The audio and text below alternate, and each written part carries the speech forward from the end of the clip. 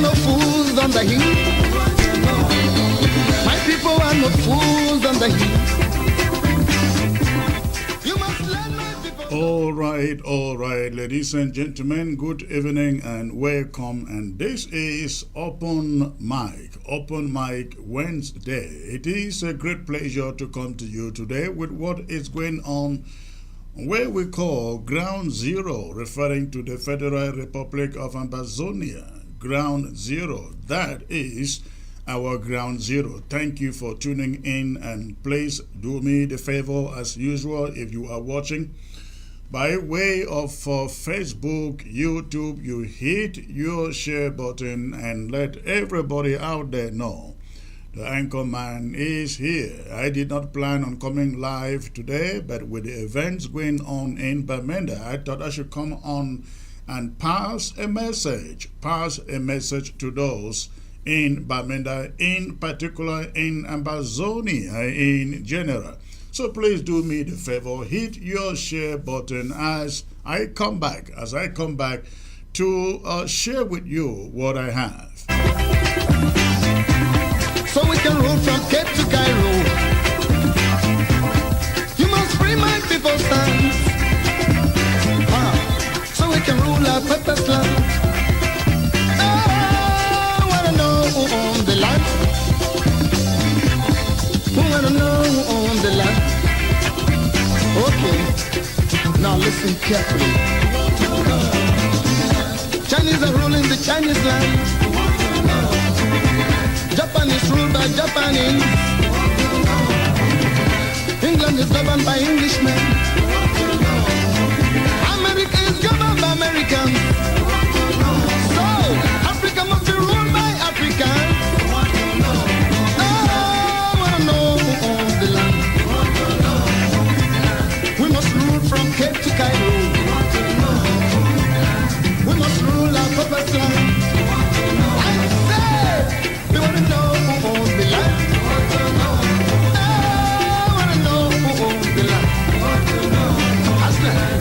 Hey, Papa Aslan. Papa Aslan. Papa Aslan. It must be free. Angola want to know who owns the land. Mozambique want to know who owns the land. Namibia want to know.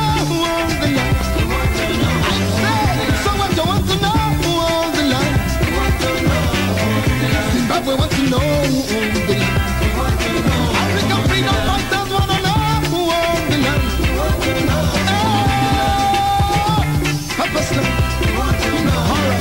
land. Now listen to the history. We've been here since creation. We've been here since creation. What else do you want to know? Since the time of sun and sand. Since the time of moon and stars. Since the time of air and sea. Since the time of men and things. We must rule from Cape to Cairo. And then must rule our purpose. All right, ladies and gentlemen, thank you for tuning in. Again, I come to you today with the ongoings in Bamenda. I'm referring to the fire Inferno that gutted the Bamenda main market a few days ago. We received a press statement summoning all the traders in Bamenda to appear in front of their sheds today. And the statement which I like to bring to you reads, this statement signed or coming from Simon Emir. No, not that name. Emir, that must be a francophone. I guess that is the colonial divisional officer of Mezam. Yes, that is the coming from the colonial divisional officer of Bamenda. So you can discern the name is Simon Emir. Ladies and gentlemen, I can tell it's definitely not English, not Amazonian.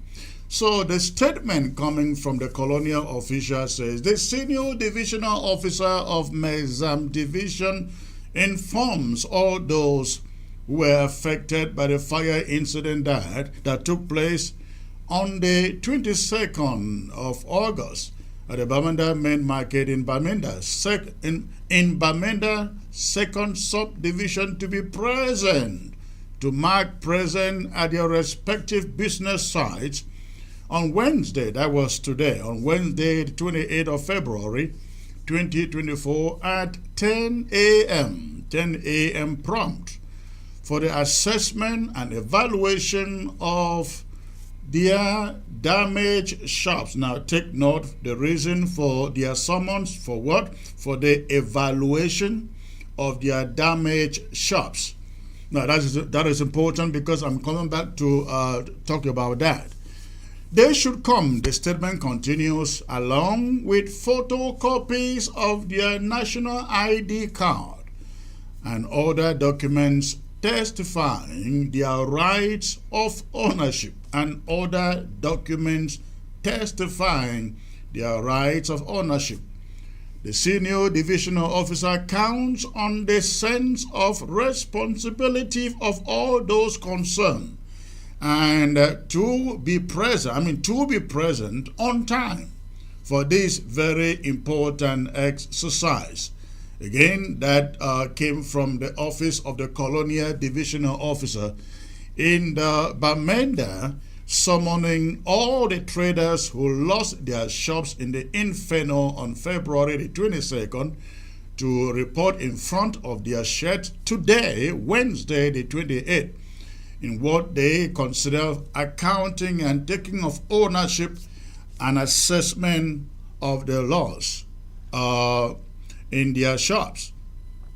Now, we don't know yet exactly the outcome of that meeting today. We've been trying to follow up the outcome of that meeting today. So far, we have not received the latest information coming from the traders who went there. However, the information that came to me before coming to you live states that only a handful of traders responded to this convocation by the colonial divisional officer for the traders to appear in front of their shops to declare ownership and also to assess the degree of the loss in the Bamenda.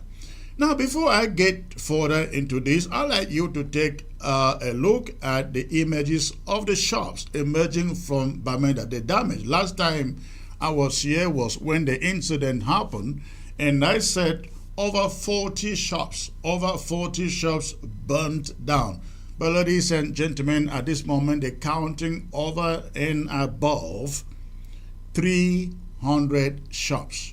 I mean, just count 300 people losing everything, their livelihoods in that market incident. But I'd like you to pause and take a look at the images, the aftermath of the fire incident in Bamenda. You take a look, please. Two of the table chairs, they will then jam so that we now hold and present them. That they will find.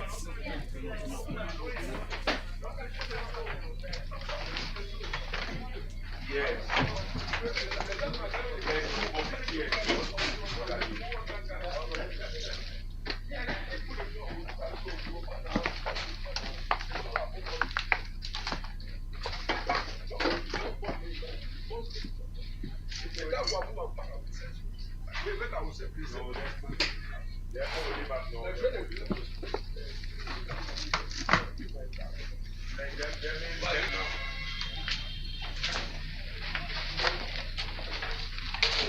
These are images after the fire, Bamenda main market. Today is Saturday 24th. You can see the fire is not complete yet. Still have some smoke and pieces.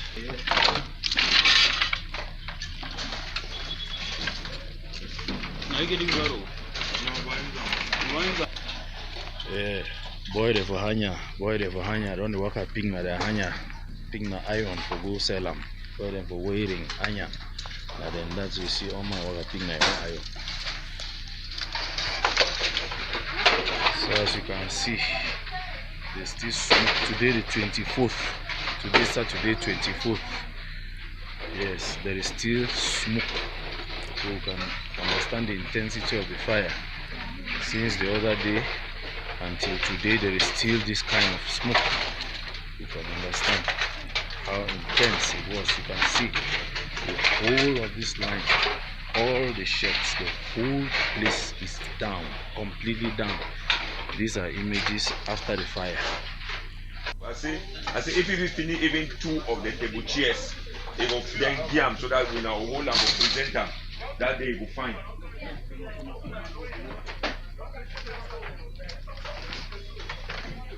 Yes.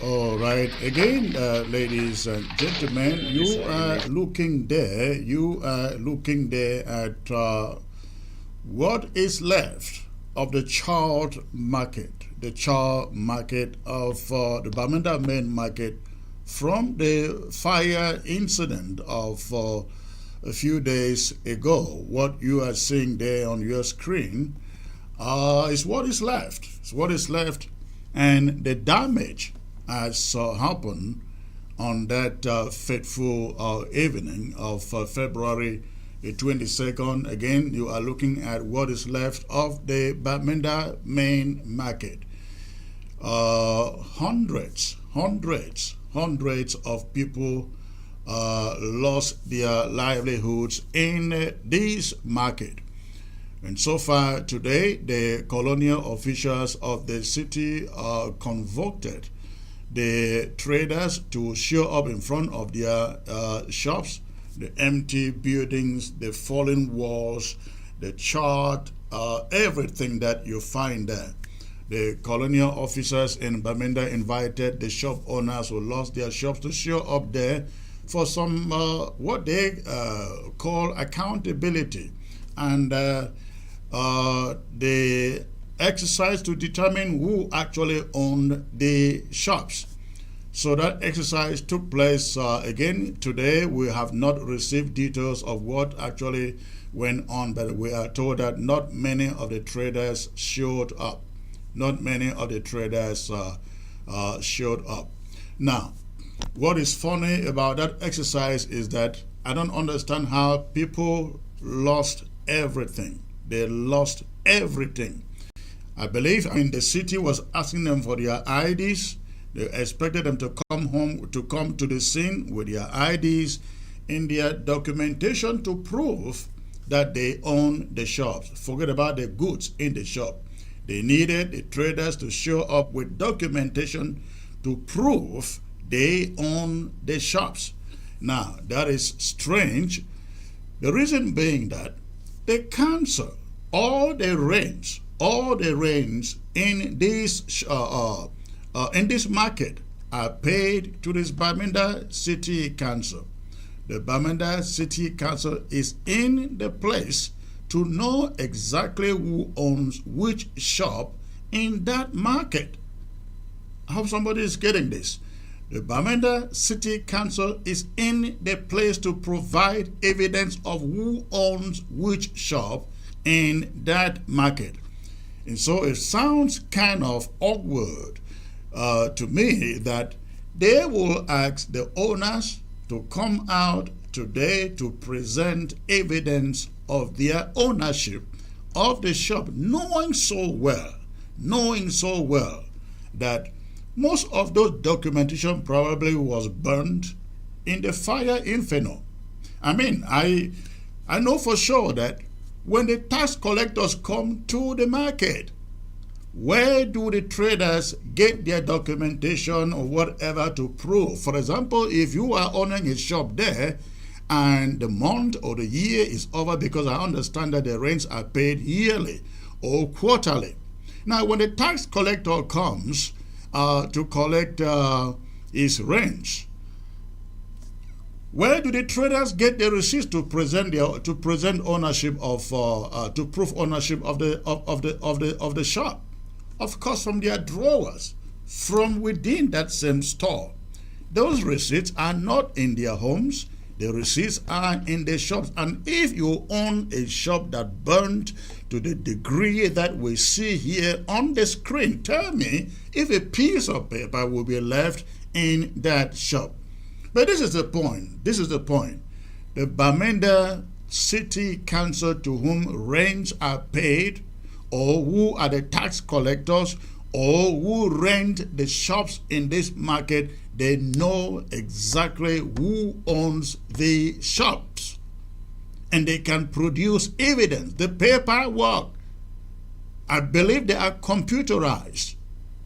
So it is funny to me that the Bamenda City Council will be asking people whose shops have been burnt with everything, including those proofs, burnt into it. They will be gathering people to say, oh, bring your receipts to prove your ownership of the shops.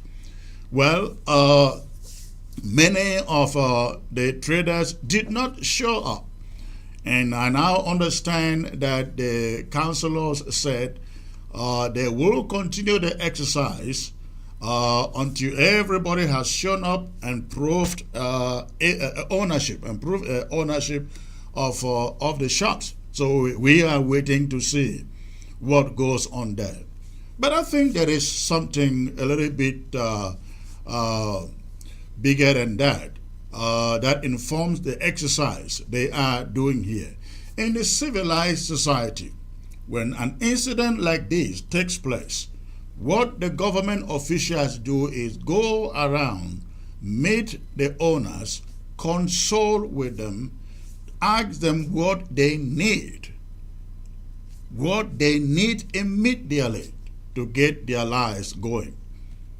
Apparently, this isn't what is happening here in Bamenda. That is not what they know how to do. They know how to come find out. Now, let me say this. The only reason the city council in Bamenda is asking people for immediate receipts and ownership of those shops is because they want to start figuring out who becomes the owner of that shed once reconstruction or renovation has taken place.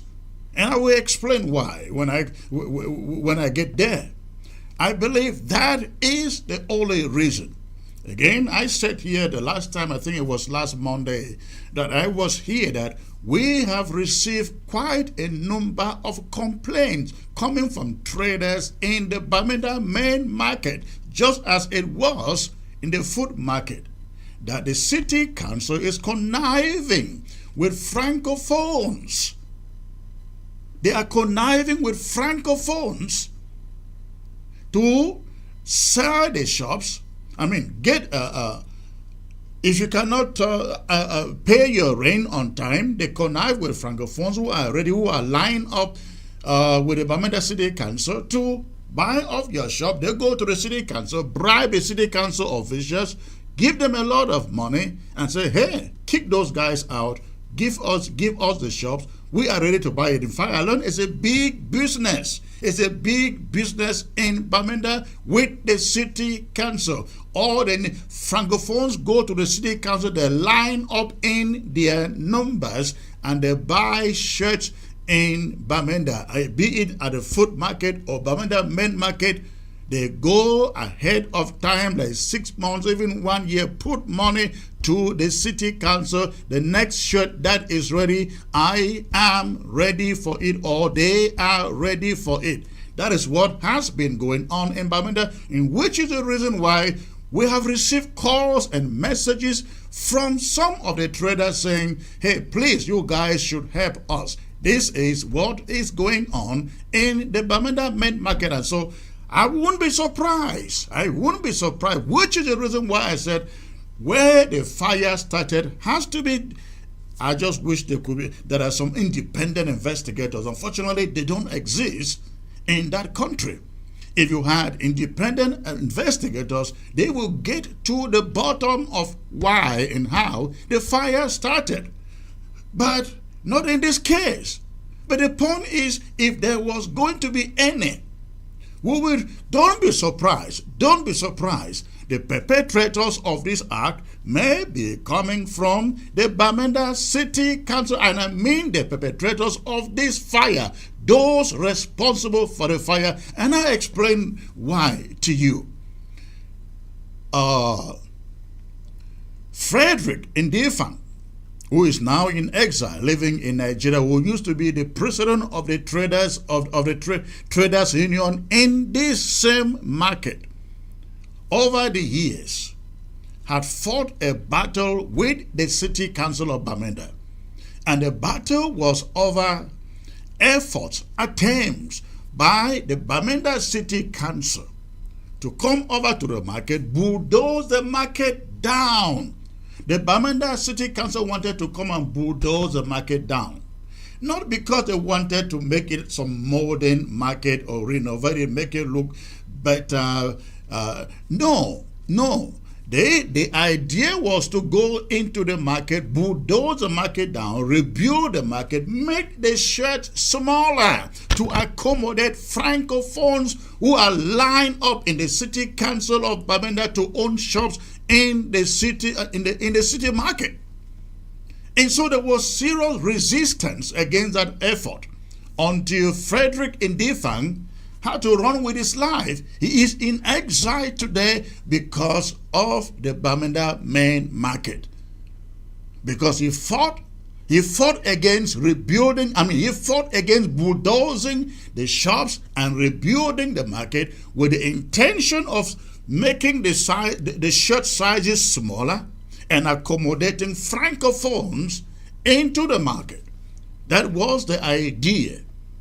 Now, which is the reason why I say nobody should be surprised if it turns out that this fire in the Bamenda main market was orchestrated from the city council, because now I bet you, ladies and gentlemen, the city council will say, after over 300 shops in the market. I don't know how many shops are in that market in totality, but don't be surprised. The councillors come, the mayor comes and says, you know what, the loss is so much, too many shops lost. We just have to shut down the main market. In fact, let me tell you, ladies and gentlemen, the Traders Union, led by Frederick Ndifang, who is now in exile, had actually suggested to the Bamenda City Council, instead of bulldozing down this market, why not go use the Bamenda Municipal Stadium that stands like an abandoned facility,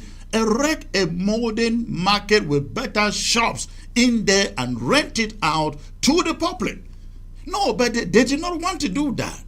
They just want, Frederick and the trade union said, the Bamenda Municipal Stadium is already surrounded with shops built by the city council. Why not just go into the stadium, move the stadium out into the outskirts of the city, let it be built somewhere else. You use that present stadium location to build modern markets, church facilities for the city. It will be can you imagine? I thought that made a lot of sense. Can you imagine a modern market, a mall in the vicinity, on the plot where you have the present Bamenda Stadium? Can you imagine that? Can you imagine the revenue and the life it brings into the city of Bamenda? They said no. They wanted to bulldoze, break down all of the main market so that they can then get more shares and give more to Francophone traders. The traders fought it off. Now there is fire. We do not know, ladies and gentlemen, we do not know whether that market is going to good. We do not know if whether the city council is now going to take advantage of this fire if they didn't set it up to say, okay, every shop goes down. Every shop goes down because now we want to rebuild everything and Just watch my word. You may see that coming. I am being joined by Comrade Sama Thomas here, who knows very much about this market situation, ladies and gentlemen. And before I continue, I will invite him to come in and give me some updates with what he knows about the situation in the market right now. Comrade Sama, good to see you, sir. Thank you for having me, Comrade Chris, and good afternoon over there. I don't know if you can hear me. I can hear you 5 on 5. I can hear you 5 on 5. So tell me, I have been listening to some of the audios you have been putting out about this market, about what has been going on. Tell me what you are hearing. You know, I'm talk about this noble language so we are people to understand them well. Before the incident will take place in this market, it happened. The guy where the imposter where they call himself say be council, whatever city council mayor, Paul Achombang, and the Bafut guy where he say be Chenui, when a mayor for Bamenda 2 as a color with a Mancon, and Chomba Mbatu Songwa. They don't first go for food market. They said they will send out all the women, the people that use the open space for that food market for sale for them. Right. For bill lockups. The fund for Mancon is denied.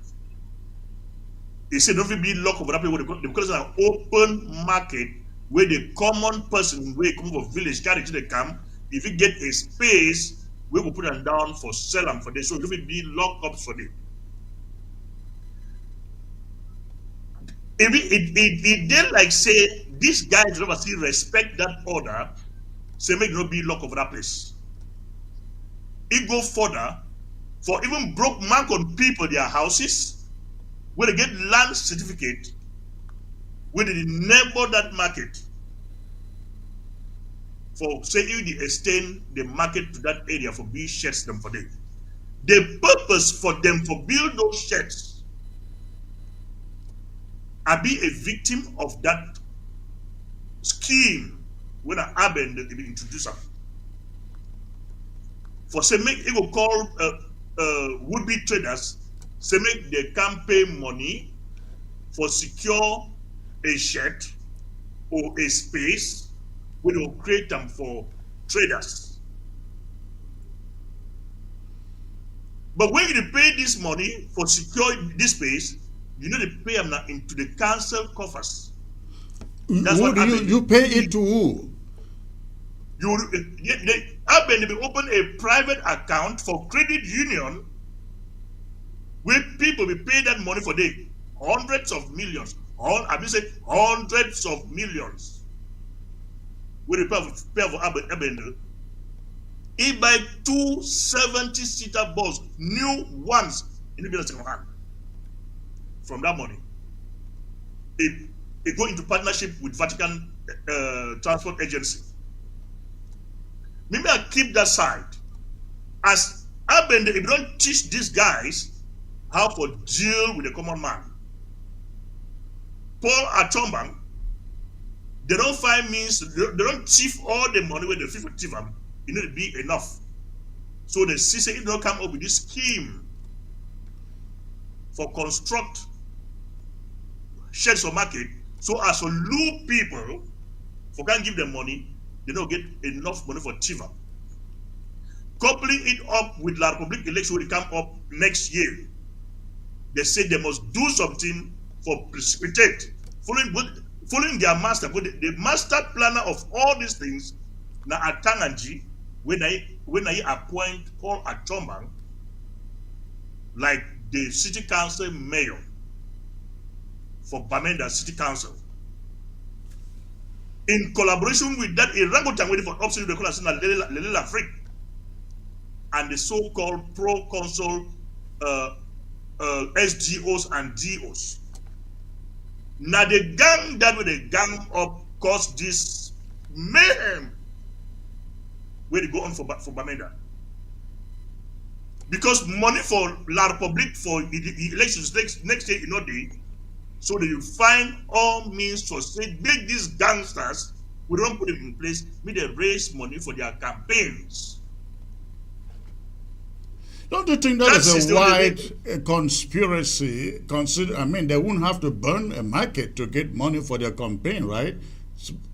No, Comrade Chris. That's a terrible mistake we can make there by saying they won't go as far. Taxes don't give a raise for that, particularly for the main market. It no go sum up to the amount where these guys don't burn down that market for toxic. They want to do reconstruction, like you earlier talked. They don't want to reduce the space for the former shops, for making it smaller, for bringing in a lot of people, for occupy spaces. So if you reduce one shop into 2 or 3, you take 1 million or 1.5 million for people for this window of time. How much taxes will give? Hold on there. Hold on there. Why would they have to take 1 million from people? It is the responsibility of the council to whom rents were being paid for those shops to be reconstructed. Number 2, the council is supposed to have insured that market in the event of an incident like this one. The money will then go towards reconstruction. Where is the insurance fund? I think the council should prove to the people whether that market was insured, and if it was insured, nobody should be paying a dime for reconstruction. Well, a corrupt society. Your thoughts, they be as good like mine. I don't want to go for the insurance scheme policy. Take it into consideration the society where me and you live in.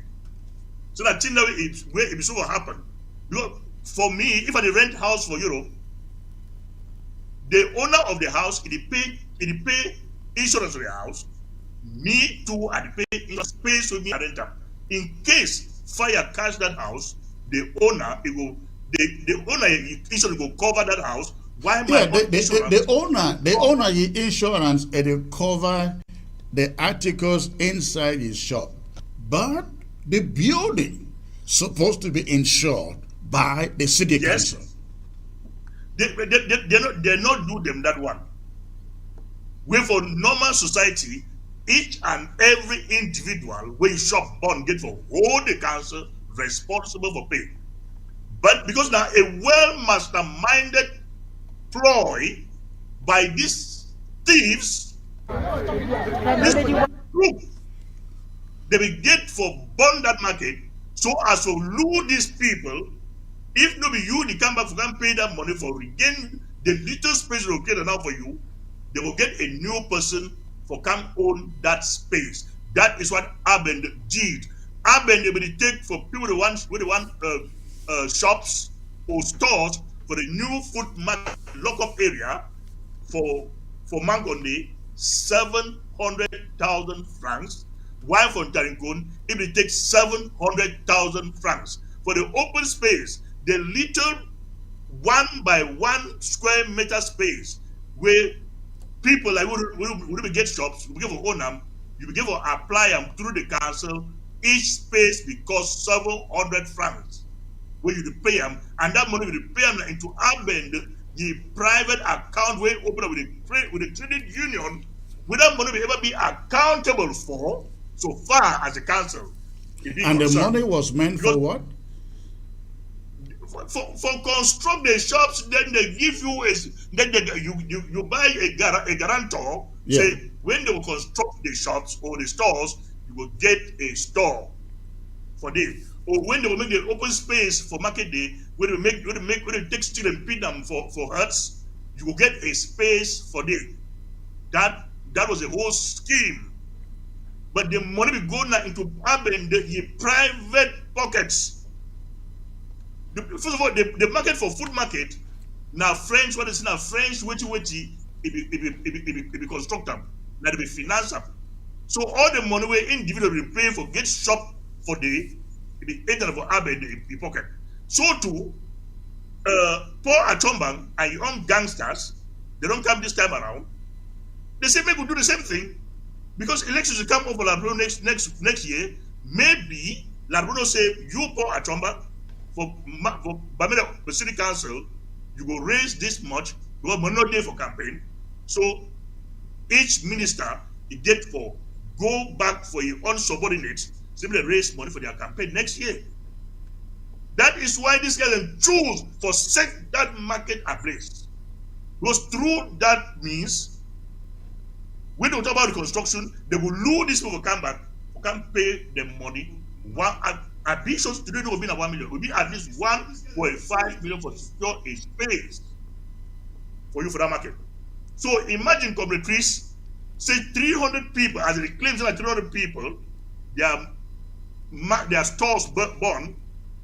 If they go contribute or they pay 1.5 million for secure a space, when you times are now by 2, it will be how much?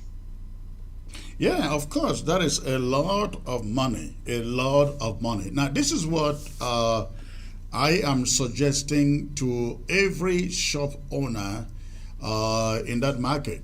We are suggesting that we get a list of all the shop owners whose shops were burnt beyond redemption.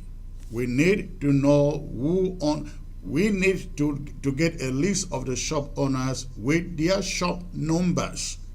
I have passed this information to some of the leaders on the ground. We need to know all the shop owners with their shop numbers, waiting to see what happens after renovation. Now, I understand, I think you said you own some shirts there or so, something like that. Now, I understand that the rents are paid quarterly or on the yearly basis. Is that correct? No, I don't get any over there. Which way I mean, they do have I say, I will apply for 5 of those spaces for my aunt, myself, my mother, and 2 other persons. But I end up for not get even 1. I will confront Abend if they now for America like refugees like myself. I will confront Abend and say how I will do pay for space for the open space for food market. Then I end up for not get even 1 where I pay for 5. Abend asked me whether now all man way in the right concours. When did the shop the food market go operational? Were you still there then? I thought it's a recent. No, that was market. around 19. That was 1990. Oh, that was in the 1990s. 94, 95 or so. Oh, I thought the food market is about a 10 years old market. That was my thinking. No, since I think the construction of that market started around 1992, if I'm not mistaken. Yeah. Yes. So that was the scheme that Aben brought up to add up.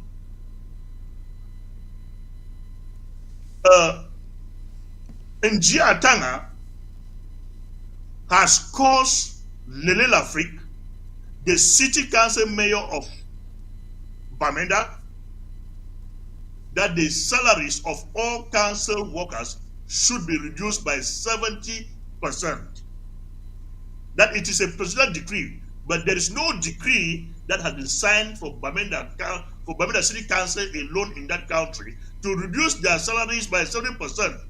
So they are going to use the salary scheme of 2008 to pay council workers in Bamenda as of now till next year. The reason being they are looking for means, they are exploiting for avenues to get money for their upcoming campaign. That is why all these things are happening within the Bamenda City Council area. A lot will see Again, that is a big conspiracy to me. The question is why Bamenda? If it is just about getting money for their campaign, why Bamenda? The only thing I can say why Bamenda is because the taxes that they were collected in Bamenda We should know that the technical ecology in Bamenda were huge. There was a time that Bamenda was the third highest city, and I believe till today, if not of this war, Bamenda is the third highest city that raised revenues in tax in that country.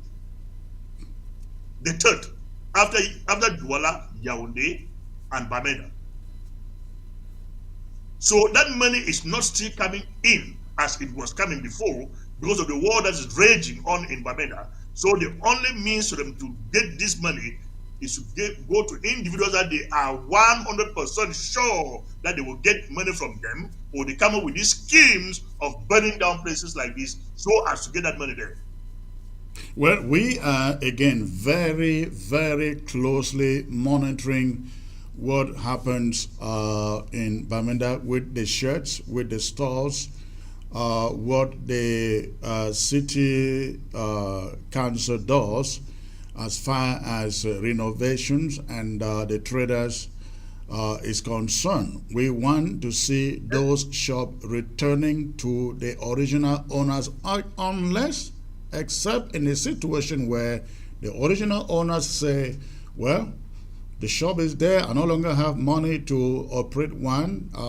But then, I will also say, if a trader says, I lost the shop, you renovated it, you are giving back to me, I no longer have money to to stock it. If that be the case, and that trader had paid for a year's rent or 6 months rent, and he or she is no longer going to take ownership of it because he cannot restock it, then the city council must repay that trader before handing the shop to a new person. What do you think about that? Well,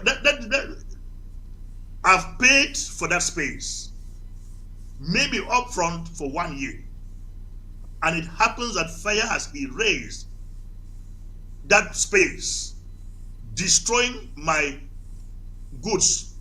It is a prerogative of the council, because as from this moment, every shop owner that has lost his shop, everything is supposed to be freezed. The period of payment is supposed to be freezed. Right, they cannot be. They know they cannot be paying rents, and because they are not doing any business. So whatever they have paid, it doesn't count until the moment the shops are renovated.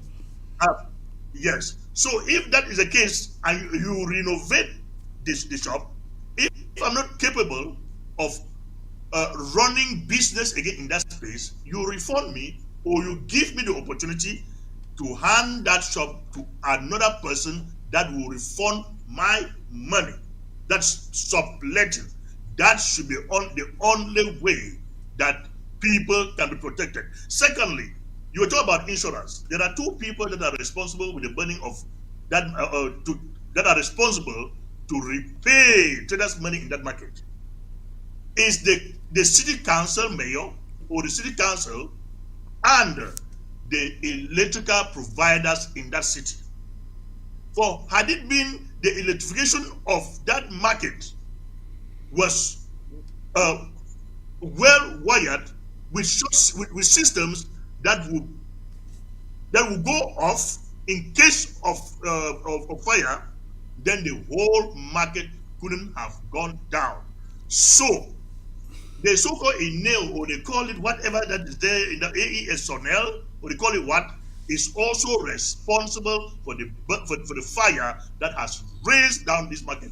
They too should be called to recompensate, pay traders money in that place, and the so-called city council. These are the two entities that should be responsible with the damage that people have incurred in that market. This is the way I look at it. If it is indeed true that the fire was caused by electrical malpractice or something like that, I think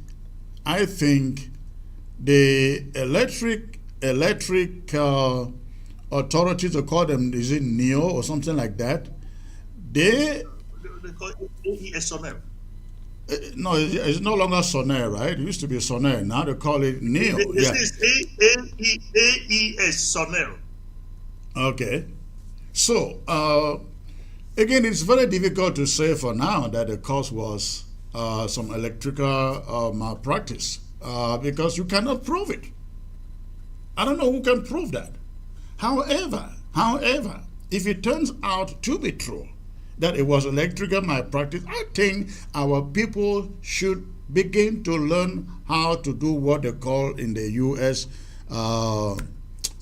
What is the name? What is the name to it? You know how people come together in a group, action something. The name is going off my mind. You know, the traders all come together and sue the electric company.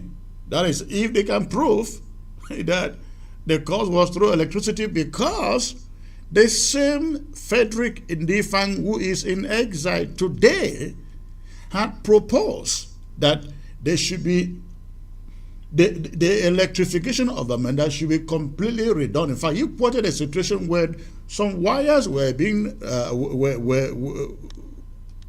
some of the cables were what Camter cables running electricity in the Bamenda main market. Camter cables. Yeah, he told me that. And he had written a proposal. He had written a proposal, sent to the city council, sent to the governor's office, sent to the DO office, and suggested that the market should be entirely re-electrified with better cables, and they dumped it. They never, they did nothing. So if that was the case and they rejected that, the traders are in the position to sue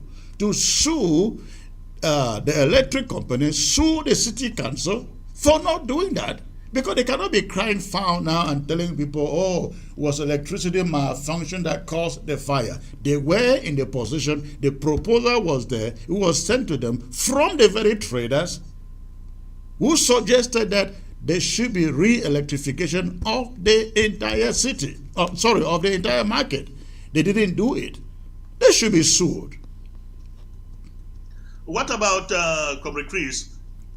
How can you be running a financial space like that in a city in Mancon, generating hundreds of millions per month or per day, and there's no fire extinguisher department close to that market? Firefighters, yeah.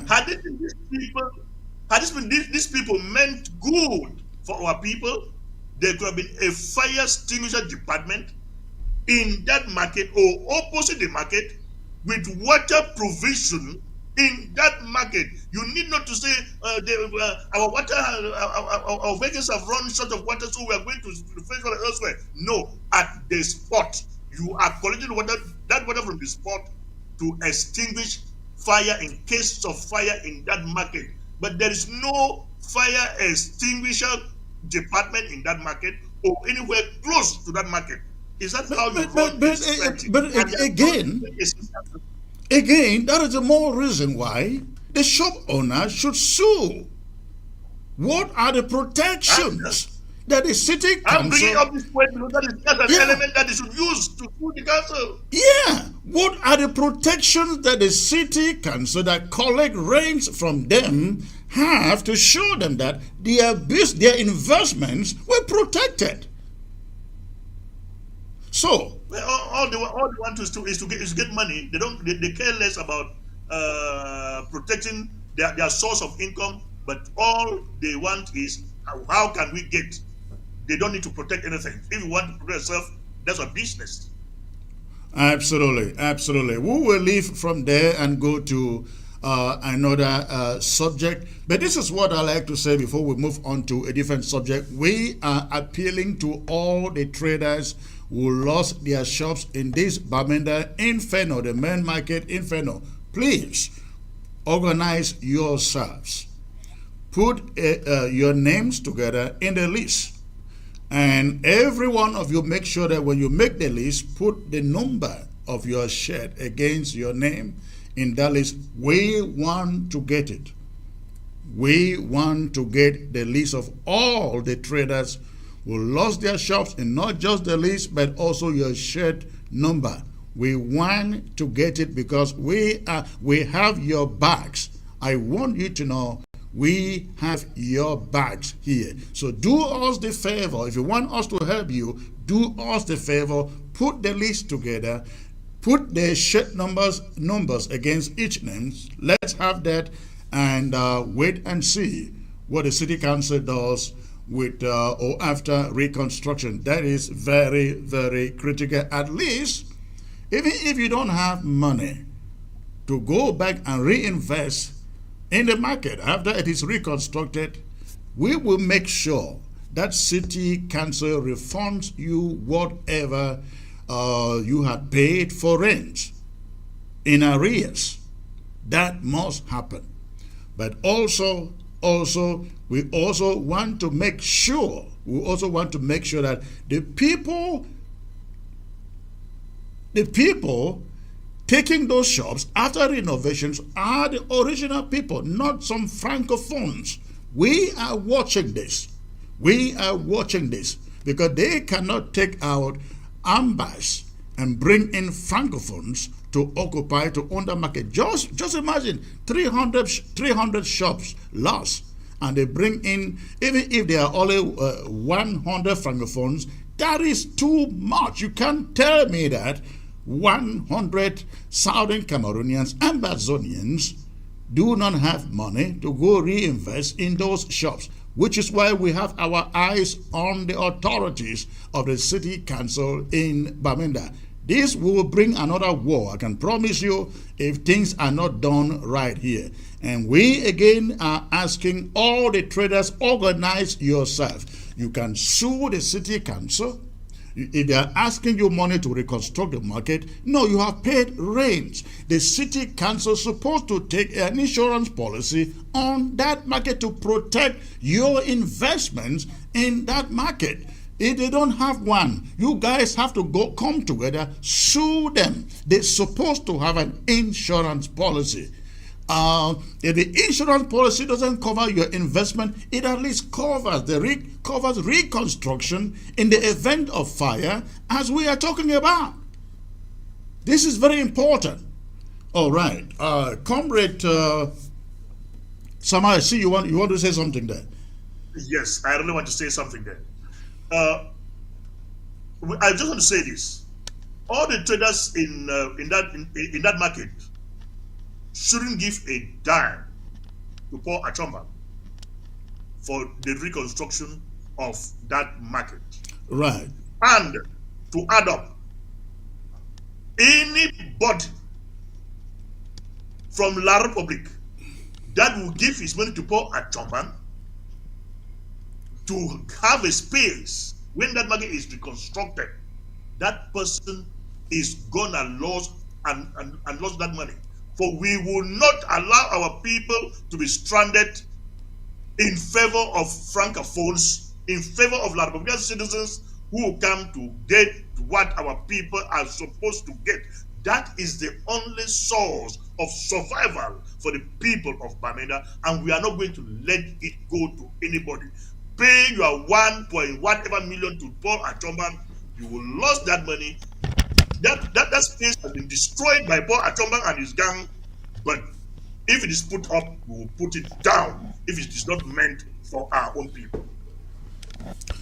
All right. I hope they hear us. I hope they're listening to us. We are very serious in the pronouncements that we make here as far as that market is concerned. When we come back in the next minute or so, I will be bringing you a story that I titled Commissioner Capo Dan has now been recruited officially by La République du Cameroon to bring down Amber. Please don't touch your remote.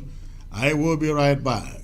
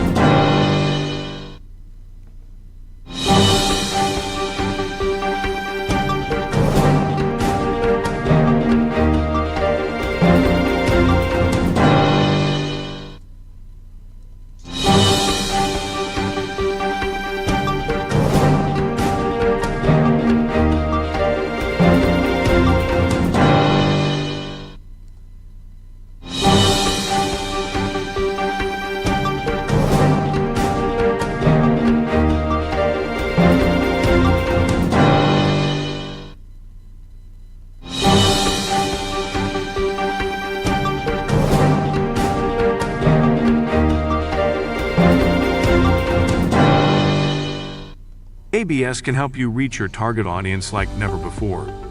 Advertising on ABS, you'll benefit from our extensive reach and dedicated viewership.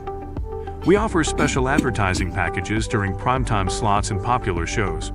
You'll also be featured on our social media platforms, reaching an even wider audience. Don't miss out on this opportunity. Take your business to the next level. Contact our advertising team at absafricativ@gmail.com.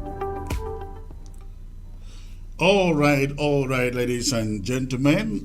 Today, I always avoid talking about this clown. They call him Capo Dan. I always avoid talking about him because there are people that you talk about them, you dignify them and make them feel like they are relevant or important. So some of them I always avoid talking about them. But once in a while, you get information that forces you to go out and say something. And when we do that, we are doing it for educational purposes only, not because we hope or want to dignify clowns like Capo Dan. And so today, somebody forwarded some audios of Capo Dan to me.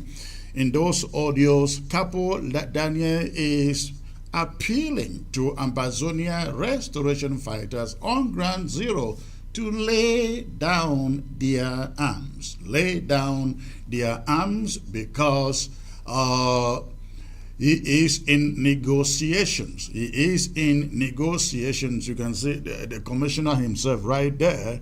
Capo Dan in that audio says he is in negotiations with La République du Cameroon, the Americans, the British, to give Ambazonia some autonomy, ladies and gentlemen.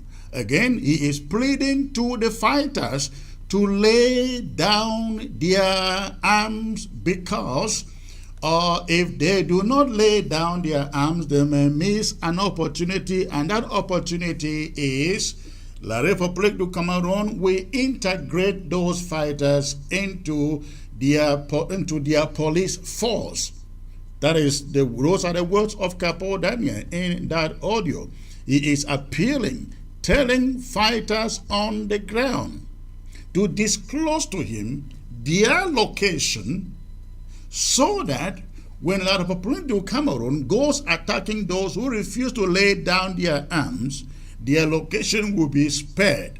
But he goes further to add that he, Capo Dan, and the Americans and the British and the Cameroon government are negotiating a level of autonomy, a degree of autonomy for Ambazonia. And so, if these guys should lay down their arms, they will be recruited into the Cameroon police force, as somebody has already recruited him there. He is now, I call him Commissioner Capo. That is, you can see there. Sama Thomas, this is quite humorous. I don't know what you make of this. Let me come to you.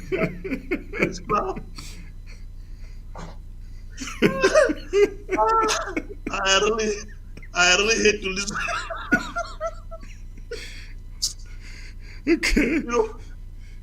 It's only our people on the ground don't understand what is really going on over here. When I listen to Capo Daniel, the commissioner, well, you are saying that Capo, the commissioner, of you, that is just been newly recruited by La République as the commissioner of whatever. He's saying that he's the commissioner of whatever with the US and the British. Anyway, good for Capo Daniel. I've known Capo Daniel for how long today? And I've been warning the ADF of the activism of Capo Daniel, telling them that this guy was a very dangerous fellow in this struggle, and if they are not very, very careful, he's gonna bring them down. They didn't. I told this to Mr. Ayaba. I told him that Capo Daniel was going to bring the ADF down. I told other guys within the ranks and file of the ADF that Capo Daniel will bring them down. They never listened to me. He has done just that. They are now but hanging on a live suspension wire. And Capo has finally jumped the ship. He's now the commissioner of police with Larbon Cameroon. There's no doubt about it. What our people should understand now is, if there is any fighter on the ground, that his number is with Capo Daniel. Please, we've called upon you guys for too long a time.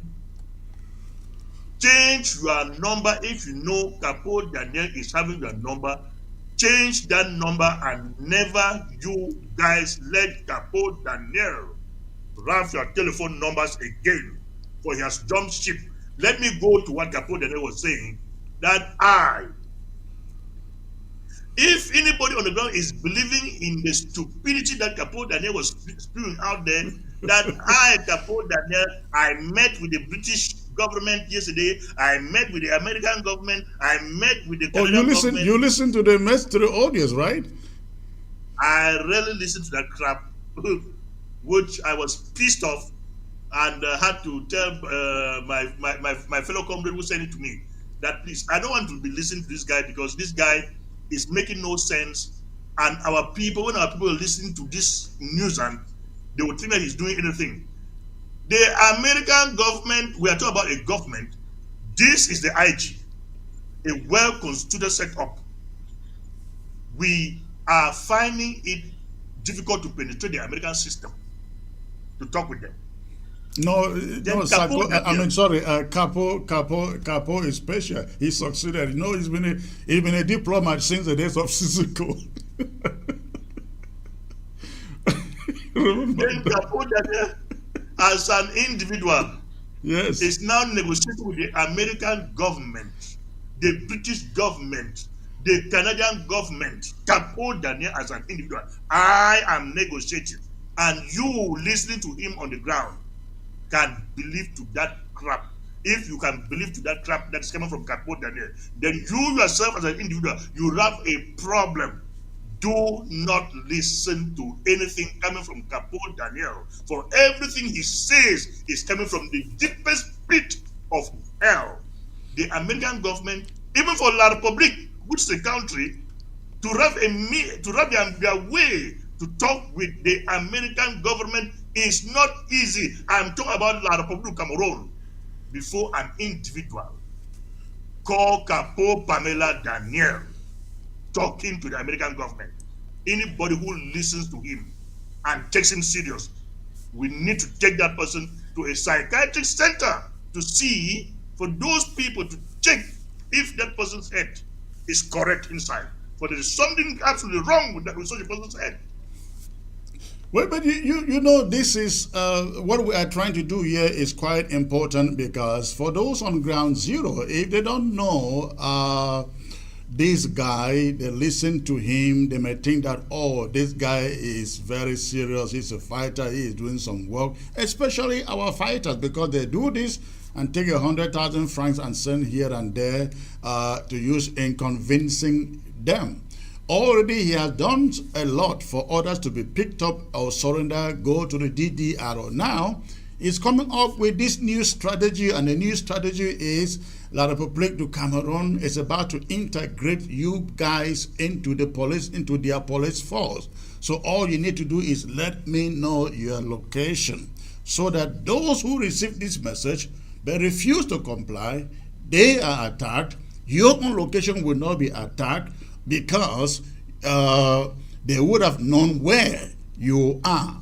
And not only that, La République will then reintegrate you into its police force. Think about that. So gullible people on the ground, especially our fighters, may hear this and say, this guy has been in this struggle for so long.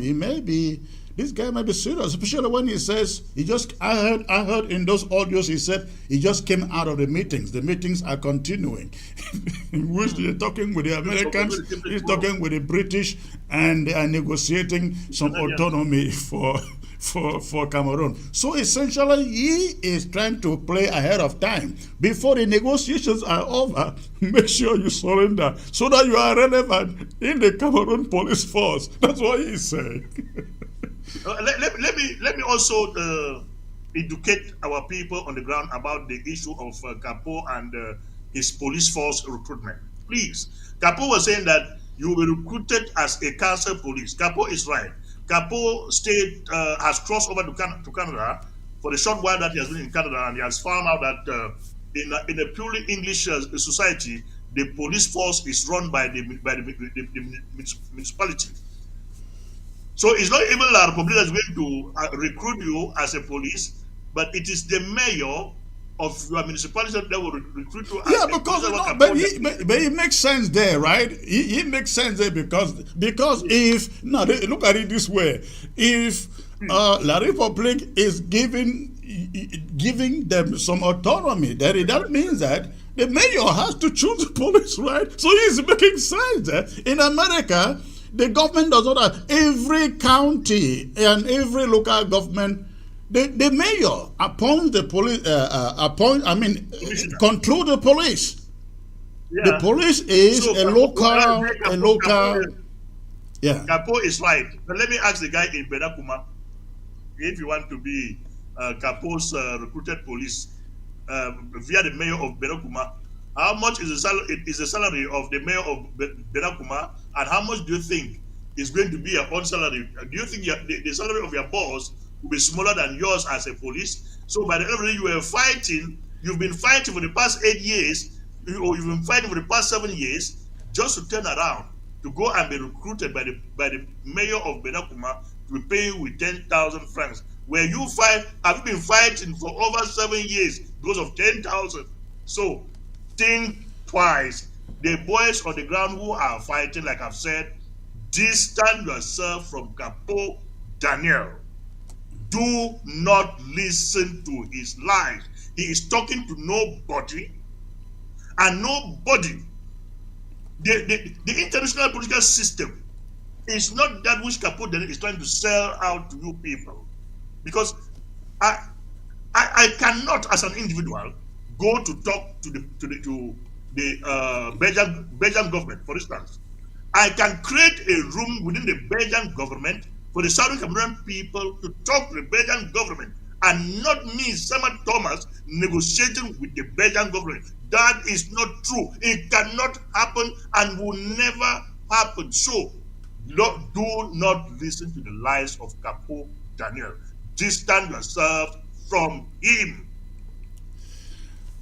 I really hope that Ground Zero listens to us. I will double down on this message with an audio message possibly tomorrow, so that Ground Zero knows the dangers that this guy poses to this struggle. The good thing is that many like him have come and gone, and they made all the noise, and they did nothing. They achieved nothing. La Republic is actually laughing at them. The so-called My Country people, MKPD, La Republic laughs at them. They use them like slaves, and after they will dumb them. So I really want to hope that Ground Zero, especially our fighters, they listen to this message and stay away from this clown. Stay away from him. He will put your life at risk. Let him be a commissioner for himself and his family. All right. All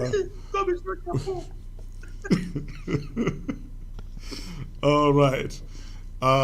When I come back, ladies and gentlemen, I take you to a very important subject of the day.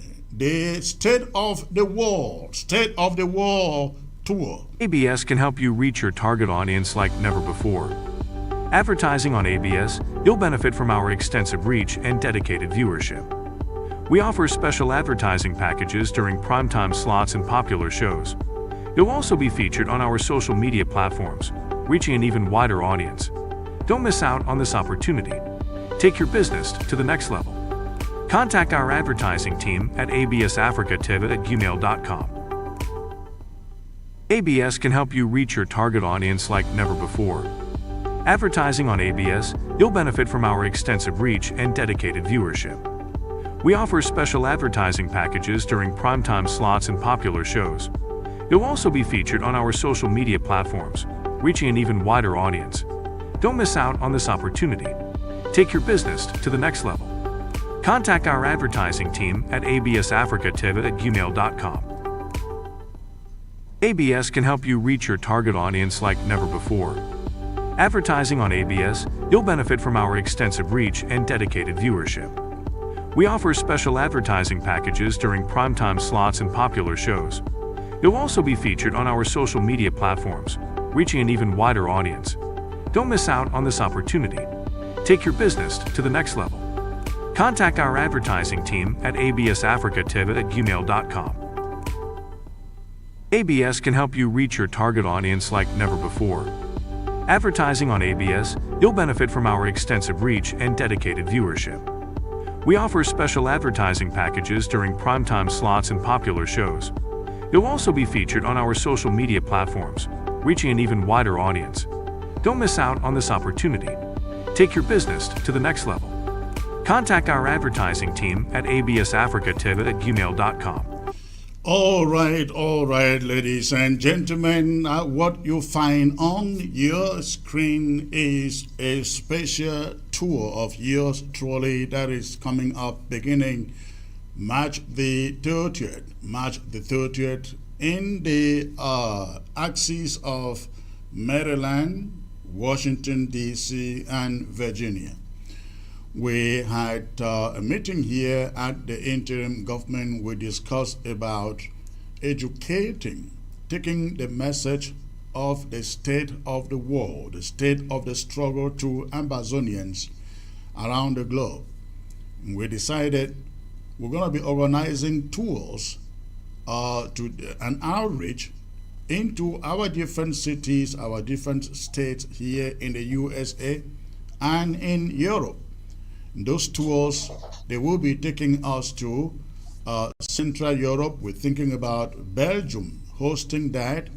We also have the Scandinavian countries, talking about Norway, Denmark, Sweden, Finland into consideration.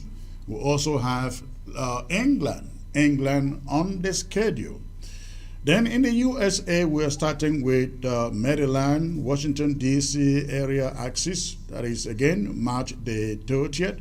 And then we will go to California. We will go to Boston. We will go to what we call the Mid-Atlantic area, which is Delaware, New Jersey, New York.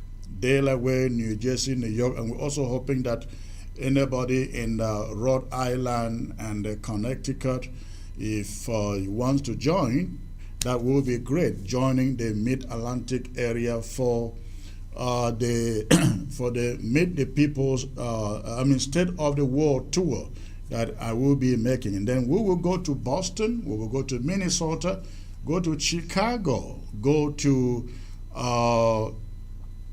of course Dallas, Texas, and San Antonio and Houston combined, and many other places. This is again starting on March 30th. March 30th. This is very important, ladies and gentlemen, because I really think that our people out there, they need to be reinvigorated,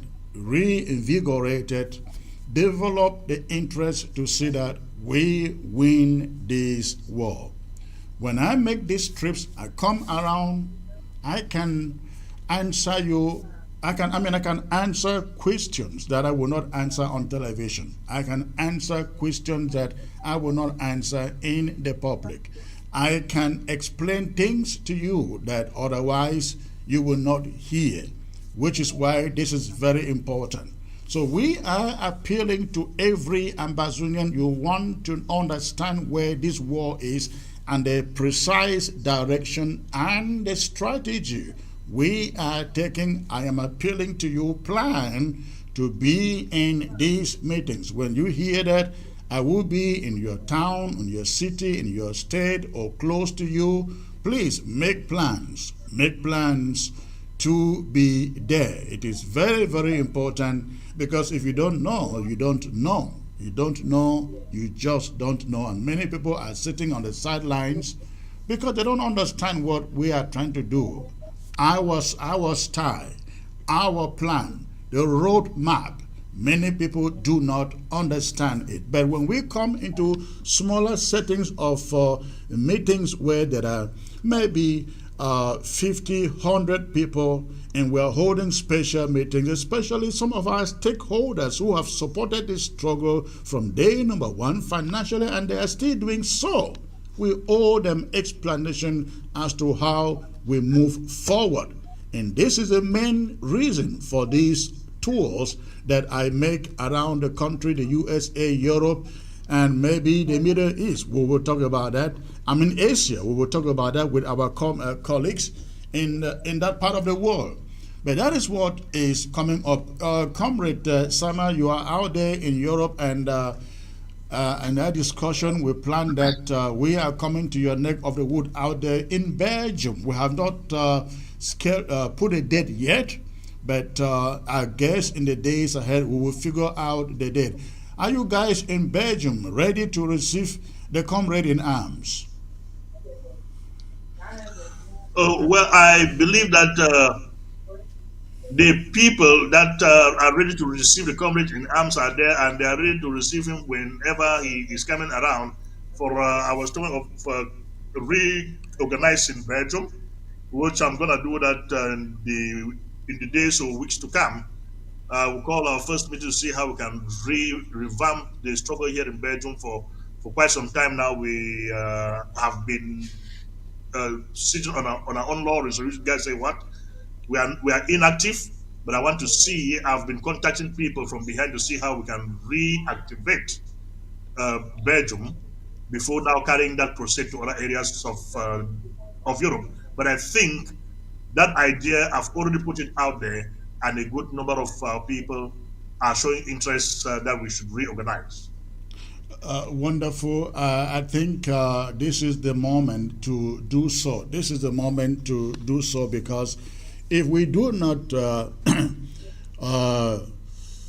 kind of reactivate our base and get people engaged, this struggle, we will not lose it, but it may take us much more time than we think. So we are not only talking about reactivating these different countries and regions, as we call them, but also we are also working on reorganizing every LGA and every county. In fact, I don't know whether you are part of that committee in the Restoration Council that is working on the modalities and the calendar, the schedule for LGA and county reorganization. We want to do that because we want every Ambazonian to find a place to serve in this struggle. I think like the population of Cameroon definitely know now that having gone for 7 years, we are not ready to cut and run, walk away and allow them run with victory,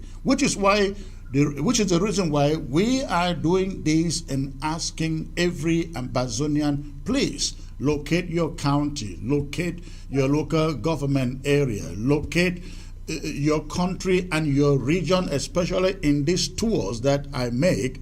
We want to see that the LGAs, the counties, the countries, and the regions are functioning. What is your thought about it? Well, had it been Southern Cameroonians were like myself, I would not go campaigning to say that we should reorganize ourselves. But unfortunately, it is in a point that I'm going to be calling upon people that we should come together to talk about the Southern Cameroon struggle, as if I'm soliciting for vote. That notwithstanding, I will keep on doing that until the day we reach Boya, for it is not everybody that can take an initiative. Like you've earlier said, yes, I'm a member of that committee, and we've already held two meetings that have been packed to see how we are going to kickstart the reorganization of our various LGAs. Let me also seize this opportunity to tell all Southern Cameroonians around the world that please do not be a professor of criticizing. Yeah. Find a space where you can also render your services to the people of Southern Cameroon, for the struggle needs all of us. Come in so as to be criticized by others. Don't be the criticizer and not wanting to be criticized as well. Come and do something so that you should be appreciated or be criticized. What am I saying here? Look for where your LGA is. Ask a person like myself or Comrade Chris or any leader that you know about your LGA so as to be directed where you can go and join your LGA. Let us come together, organize ourselves to kickstart this thing again as if we are starting all over again as it was the case in 2016 and 17. Please, it is my humble plea to all of you, wherever you are seated, no matter how you've been mistreated in this struggle, no matter how much you think you put this struggle that was embezzled, that money was embezzled, but our people are still dying. So we cannot sit there crying over spilled milk while our people are still dying. We should come together and do something, even if it is to start all afresh. Let us start all over again. This is my plea to whosoever that has taken a step behind for one or two reasons. Please. Exactly, and that is the message we are taking around in these tours, that we need to come together. And if I know that for the past 5-6 years of this struggle, lots and lots of people have grown disgruntled and kind of just remain inactive. This is the moment. This is the moment for people to come back within the fold and know that our arms are wide open to welcome them and have them serve again. And I should say, this is very important. You are not serving Comrade Chris or Sama Thomas or any leader in this struggle. You are serving Ambazonia. You are serving Ambazonia. I don't understand how somebody can say, I want a free and independent Ambazonia, but it's hanging by the wayside, and all they do is criticize. All they do is suggest what, if I were there, this is what I will be doing. Unfortunately, you are not there, and when you are not there, you never know what the reality is. So, which is why we are saying, let us all come together and work as a team. You be in the fold, you know exactly what is going on. It is only there and then that you can make good contributions that can push this struggle forward. So that is a message. That is a message we're going to be taking around, asking Ambazonians, please let us come back and make this tent bigger. I'm sure all of you recall all the efforts that we have made from here to see a level of unity and collaboration among the different groups. That hasn't happened. That hasn't happened, but let me assure you, whether there is collaboration or unity or not, I can assure you that we here at this interim government, we will continue to prosecute these struggles as if there was no other group. Yeah. We will continue to fight as if we alone are fighting. And if God give us victory, praise the Lord. If we have to fight for long, let it be. But we shouldn't be the case. We want to count on you. Please come on board. Come on board. Get to your LGA. Get to your county. Some of you may be needed here at the cabinet, maybe at the Restoration Council. Let us do this again together. If you have been disgruntled with what happened in the past, this is a moment for you to come in and let us make it right. Senator Thomas, I give you the last word there.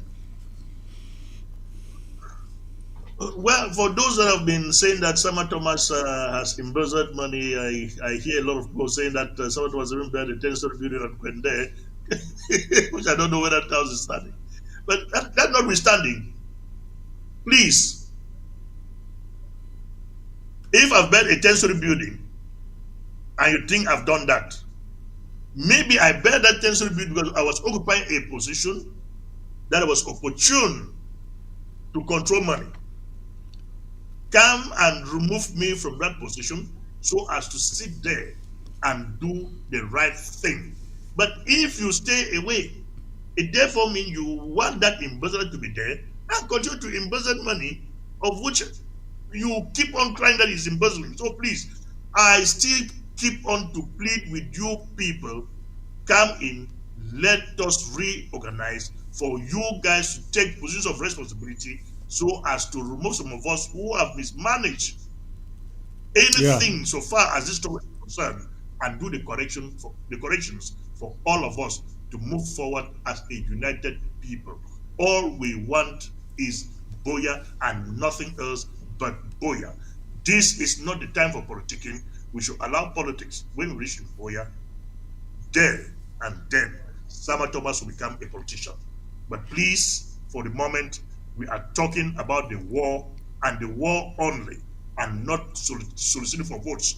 If it's a matter of votes, let it wait till Boya. But for the moment, I'm talking about money. We come together, raise money to support the fighters on the ground with nothing more. Thank you.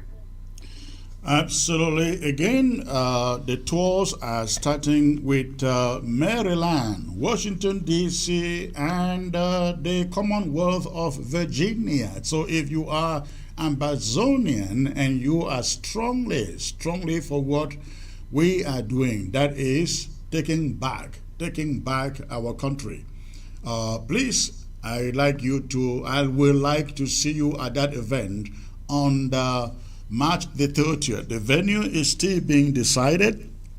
The venue will be communicated as soon as possible to all of you in the Maryland, Virginia, Washington, D.C. area. And then from there, we will get to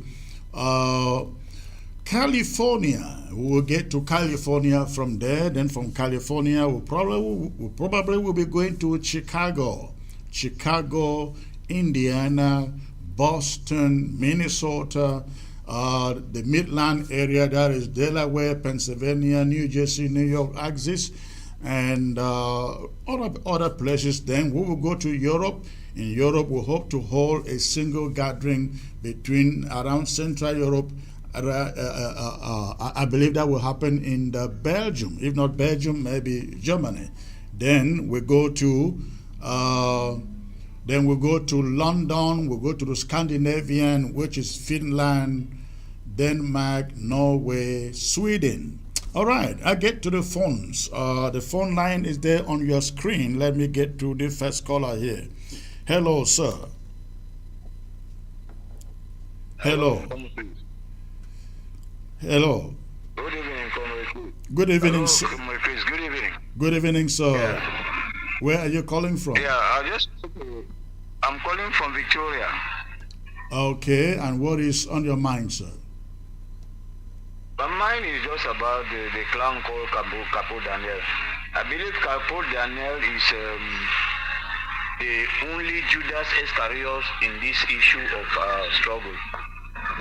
Because the whole world at large knew who was Judas Iscariot. And by then, when Christ was on earth, Judas Iscariot was not known to be that he was at the end of the game. So anybody now knows that Capo Daniel is Judas Iscariot. If anybody believes in Capo Daniel, then the person is digging his own grave. It's open and clear. And we thank God that everybody has.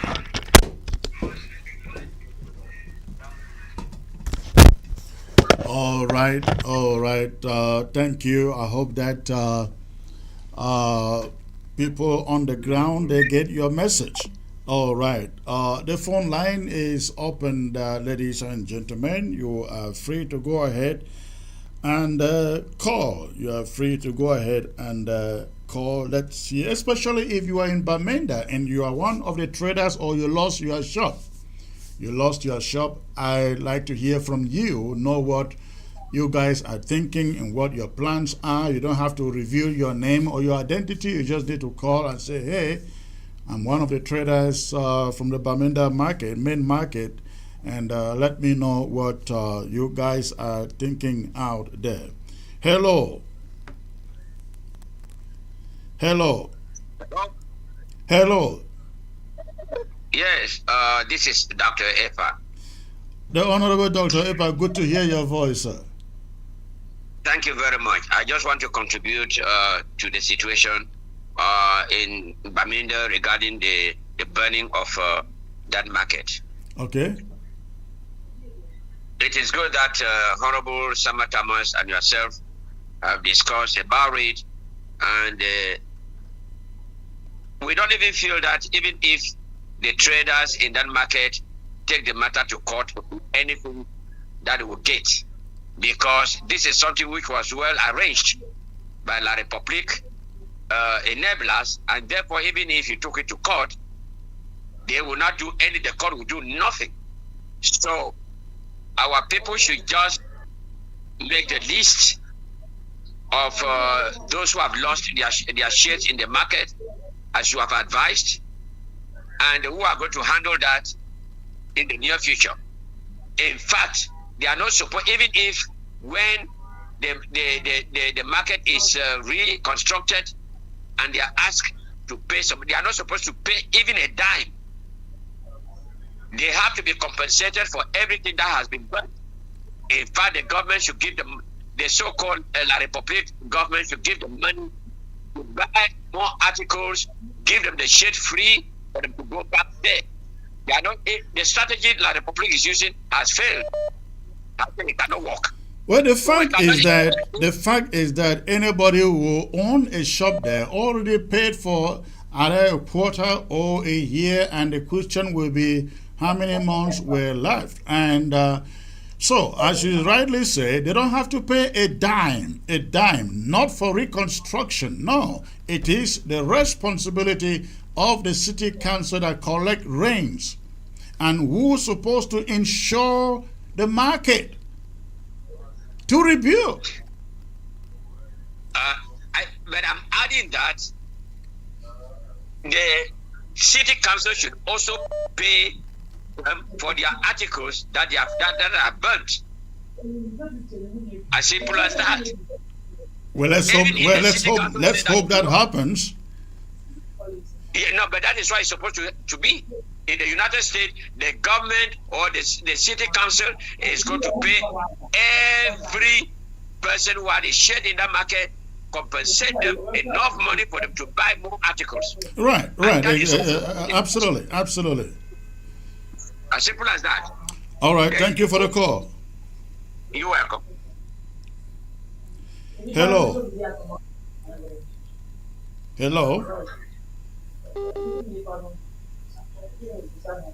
And that's bad connection there. All right, you can call back, sir. You have a bad connection. I guess the phone line is open. Let's see. Hello.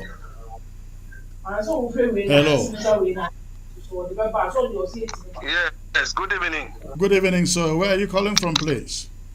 Yeah, Mr. Chris, I'm calling from Tiku. Okay, wait today for your mind, sir.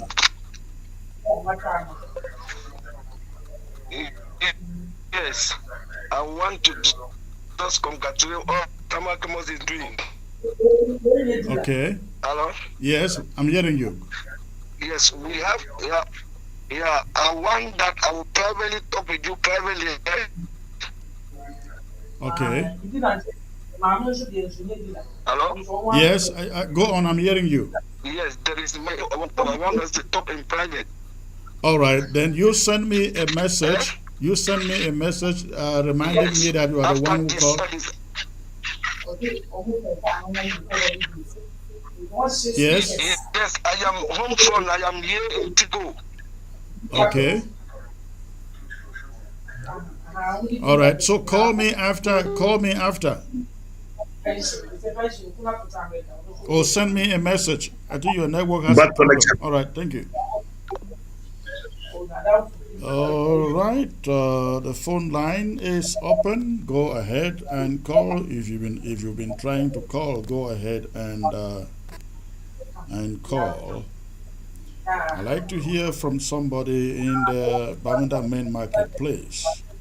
Let me know what is happening with you guys, especially in regards to the meeting that you had today with the city council officials. Again, the phone line is open. I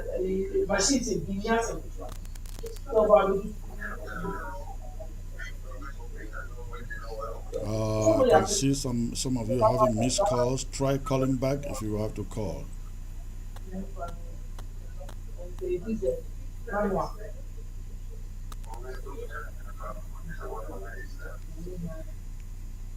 All right. So, Comrade Sama, your camera, you're almost off of your camera there.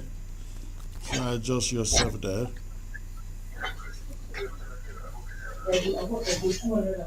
Okay. All right.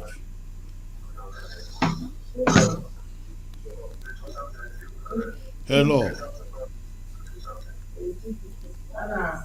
Hello. Hello. I can barely hear you, sir. Yes, I'm saying good evening. Good evening. Where are you calling from? I'm calling from Yaoundé. Okay. That's the colonial capital, right? Why? Are you getting me? I'm getting you now. You're calling from Yaoundé. Go on, sir.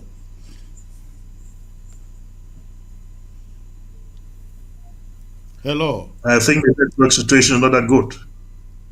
Hello. Everything you have been doing, I encourage you up and so on to fight for us. I mean, Yaoundé.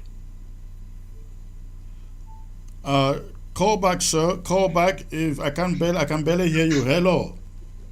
Yeah, hello, sir. Come Chris. Yes, sir. Good evening. Good evening. Where are you calling from? I'm calling from Owe. Okay. Okay. Yes. Yeah. I so much appreciate the work you guys are doing. I so much appreciate. Thank Just you. that I don't have the money to contribute, but I'm praying that Amazonia be free. You don't get house for sale. I'm going to take and fight this war. I do for ground zero, comrade, Chris. They know they say house for ground zero. Okay.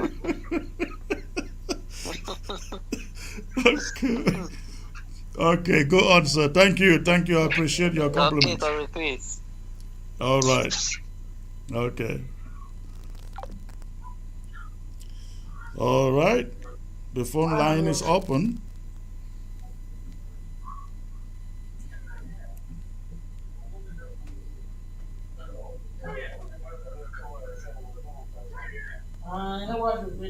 All right. Now, Comrade Summer, I listened to an audio message out there by some so-called fighters declaring they are shutting down Bamenda Ekok Road for whatever reason. I don't know whether you listened to that message. I just listened to that. I just listened to that audio before coming for this show, which I don't understand what our people or the fighters on the ground are doing. The fighters on the ground seems they've chosen the path of committing suicide. That's the only reason why they are declaring a lockdown between Bamenda and Manfe for one month. How are they going to implement that lockdown is another question. And during the implementation of that lockdown, what will be the outcome is another question by itself. Now, the question goes: you are locking down that axis for what? Is Efang the only soldier that had ever been killed? And who killed Efang to begin with? All right, The people comrade, that hold do on that- there. Hold on your thought there. Let's get to this caller, and then we will get back to what you are talking about. Hello. Hello. Hello, Good ma'am. evening. Where are you calling from, please?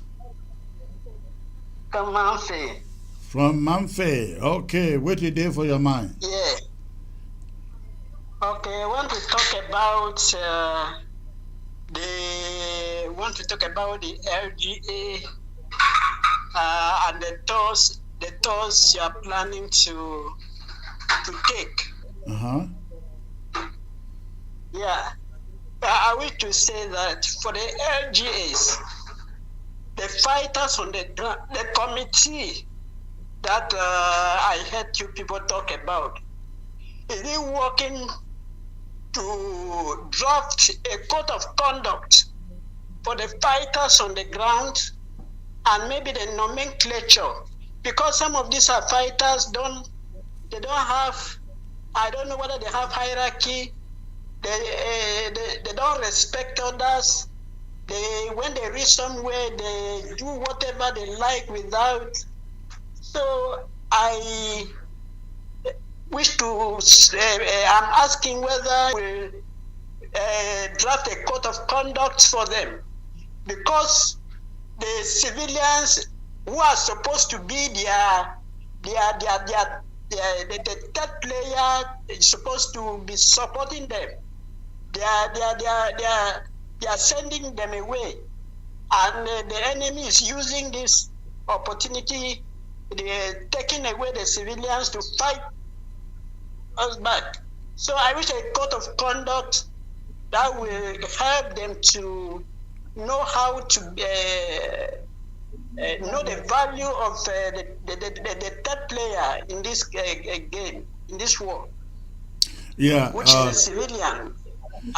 Yes. Yeah, no, you make a very relevant point. Without the civilians population standing behind us and supporting this effort, I think if we don't give up, if we don't surrender, but every message I read from Ground Zero encourages. I mean, people where they read for social media, sometimes you will feel like, say, Ground Zero don't give up, Ground Zero don't surrender. It's not the case at all. I would say overwhelmingly that the population on Ground Zero is 99.9% supporting this effort. They just happen to find themselves in a situation where they not feel raise their voice, they not feel contribute. But if they had the opportunity to contribute, they will contribute. But also the problem with some of the rook fighters that you talk about and the issue of code of conduct. You know that criminal not to obey law, right? In the USA here, there has been a debate over guns. Say, may they ban guns, may they ban guns. Those where they support the idea of gun, they argue, say, if you ban gun, criminal not to obey law, criminal will still carry the gun. But person where they obey law, no go fit carry the gun. It will be killed by the person where it carry gun when a criminal. So we have a situation where some of those people, so-called fighters, they are rooks. And no matter the code of conduct that you put out there, they will do their own thing because maybe at this moment they feel like nobody know the way it will judge them. But let me assure you, from the beginning of this struggle, we put together a code of conduct for all the fighters on Ground Zero. It was written, it is on paper, they have it, but without the mechanism to effectively enforce it, it be difficult. We can only continue to appeal to their consciences to know that them carry gun not for threatening our people, but to support and to protect the people. I hope this makes sense to you. Yeah. I'm getting it. Yes. Yes. So I can always say when I continue they do on our best. If when I see crook fighters, ignore them.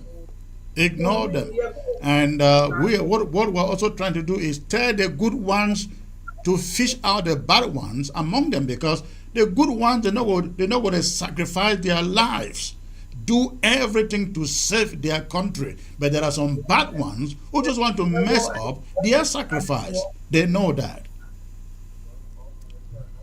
Yeah, because my problem is that some of these civilians that have been maltreated and have been not turned against the fighters, and they are now with the enemy.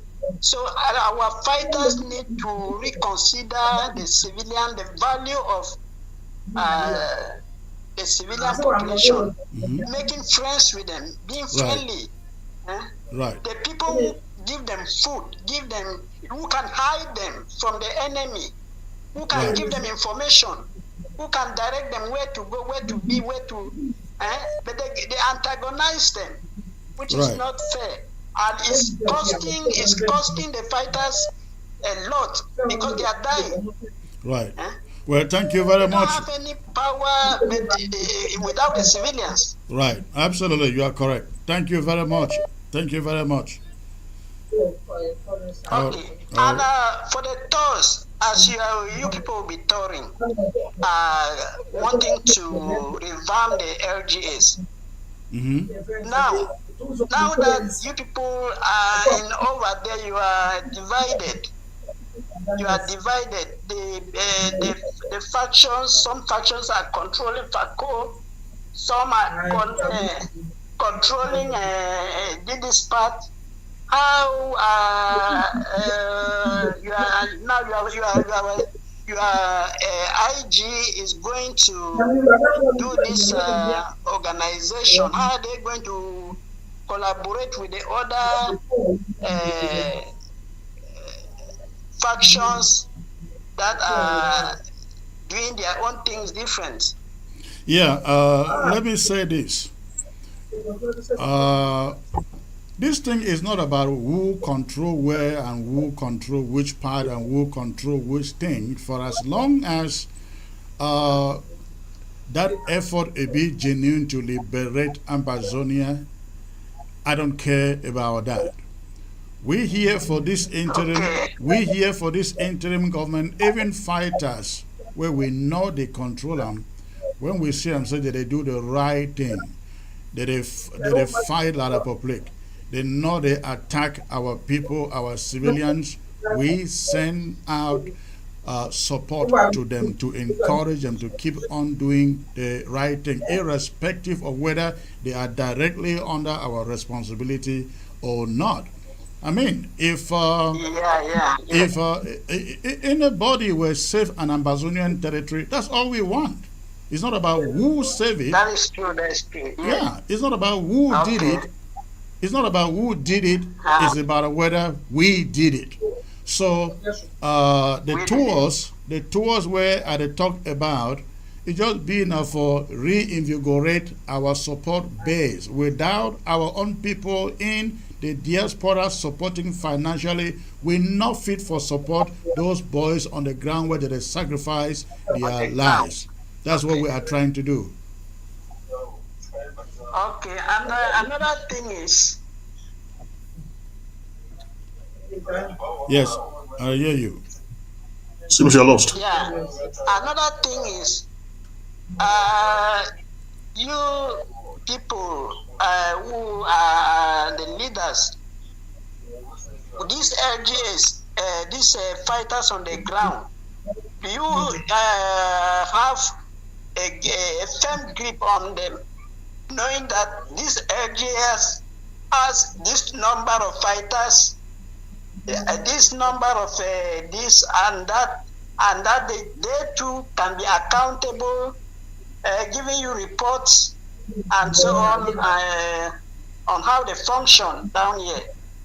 No, you are very correct. And that is the reason why we created LGA by LGA, county by county in the first place, so that we have people who have a handle over what happens in those LGAs and the counties. So, but with the divisions that started with SACO, people pull out, and we are now trying to make sure that all LGAs and the counties, they be reconstituted, reorganized, so that we get again that handle over what is happening on the ground in different LGAs. Okay. All right. All right, thank you for the call. Of all, I have tried to find out what is most important in my mind is the civilian. I get you.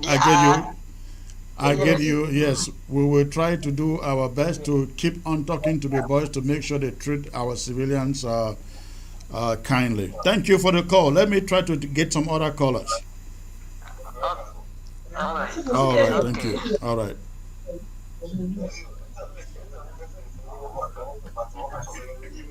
Hello.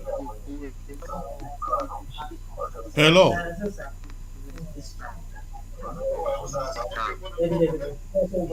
All right. We don't take video calls here on live shows, please. You want to call on the audio. Hello, Dr. Epa, you calling back here? Hello. Yes, I'm there, Dr. Epa again. I'm calling back. Okay. I just want to respond to the gentleman who called from Mountain. He should understand. I think it's a gentle lady. Oh, a gentle lady. Okay, I'm sorry. Okay. Let me just respond a little bit. Some of those boys who are against our people are actually not our boys. They are being supported by La République du Cameroon. And some of them are GDRO guys. In fact, somebody was telling me a story yesterday. In fact, let you know that I come from Guti. And I know exactly what happens around Magbe and Guti. Some of our boys who have fought before have been brainwashed by the people who are working in Yaoundé to go back and kill other fighters. Now they don't want them. Many of the chiefs have been brainwashed in the way that they have sponsored most of these boys to fight against our people, to make a very bad name for us. So this is what is happening. So we are dealing with all this situation just to make sure that we bring calmness and the rich Buya. So when you see most of those boys who are taking ransom, who are killing others, you should know that they are being ordered or they are receiving support from La République and the agents of La République. Thank you very much. All right, thank you. I hope they hear that. And of course, the GDRO guys cannot be ruled out because I understand they are now in the syndicate. They organize themselves. They are given guns by La République. They go around, force money out of people for their own pockets. In fact, they even take confiscate people's cocoa in that matter. Hello.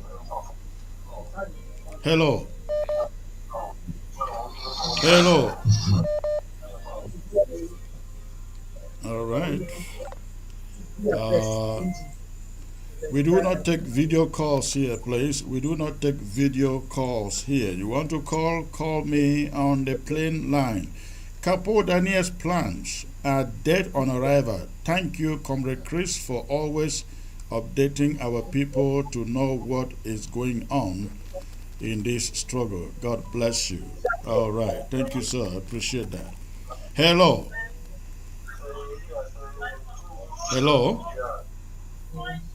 I can't hear you, sir.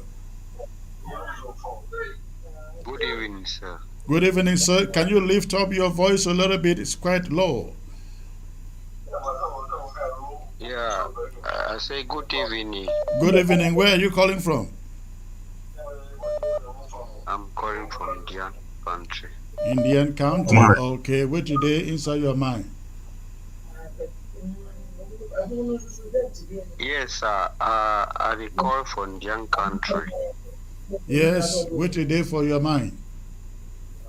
Yes, what your mind be say we dey as we talk here all talk, but we suffer plenty because of that overfunction get them for down aside. So if to say never been a one, matter for them. How you know say for on end? If you're in because fighter they be divided because we no be one for that side on the day.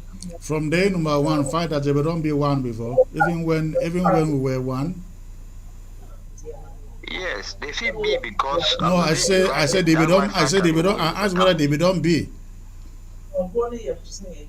Yeah, they feel be if No, be one no, for that no. side You know the because answer my question. then They be don't. divided for day.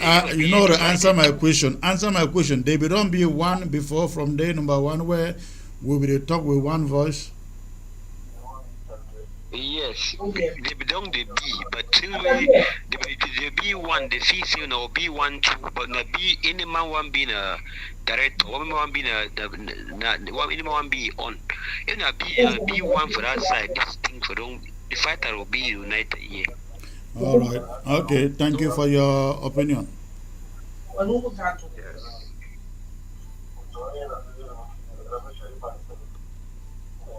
All right. So the phone line is still open. I see many of you trying to call. Go ahead and call.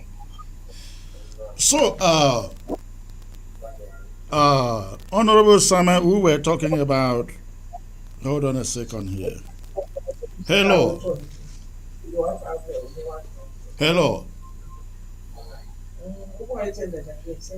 Hello. Hello, sir. I can barely hear you. If you can raise your voice, sir. Good evening. Where are you calling from?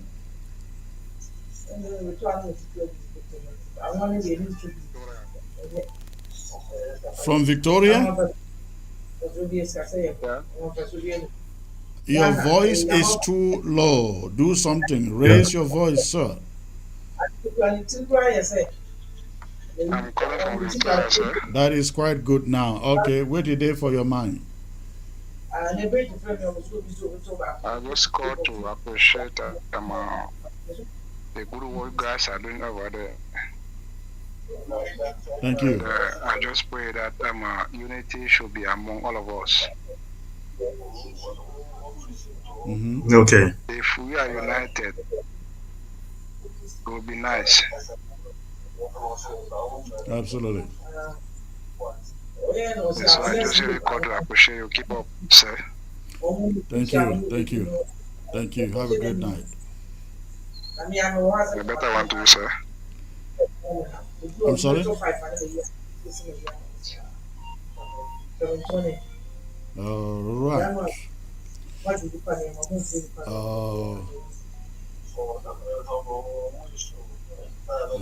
Okay.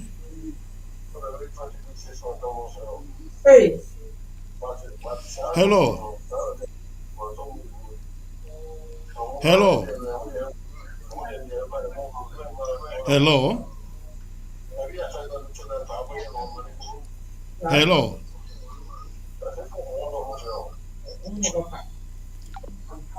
All right.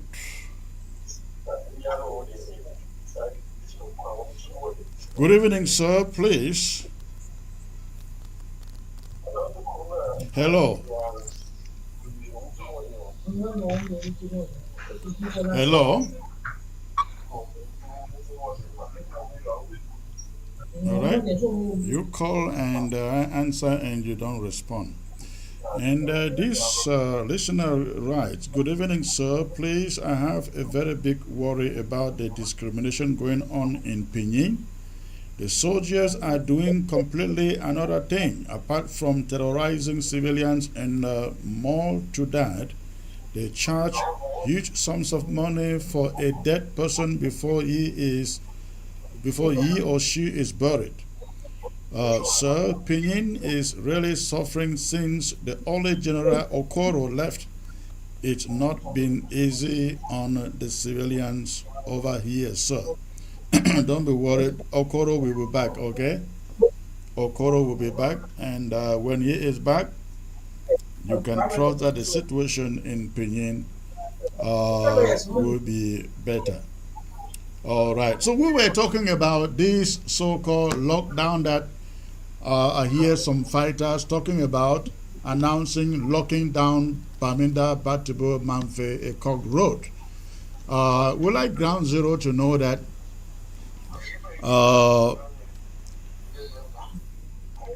there will be no lockdown of Bamenda, Ekok Road. There will be no lockdown of Bamenda, Ekok Road.